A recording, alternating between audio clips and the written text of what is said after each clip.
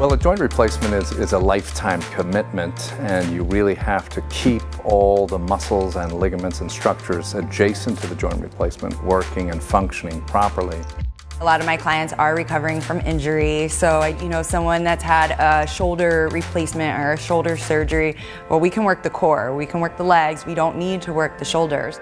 So I think it's probably the most important thing that you can do once everything's healed up to keep the joint moving and working properly. So we thought we'd have some fun today with yoga poses that would be appropriate for people who have had joint replacement surgery. So she's here in cat now, so she's bringing flexibility back into the shoulders and also strengthening around the shoulders, and then she'll soften to cow.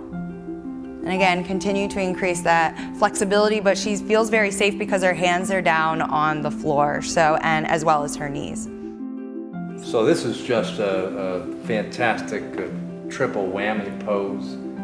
You see in the back leg here, her hip is in a safe and stable position. And you see in the front leg here, she is working on the strength of those muscles surrounding that knee.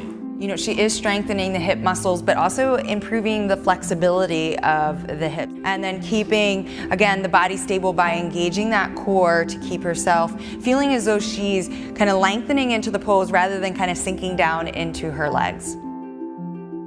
So she's strengthening the foundation leg and the hip on the left, so she's gonna squeeze that in here, and then she's increasing the flexibility and the mobility and the hip on the right.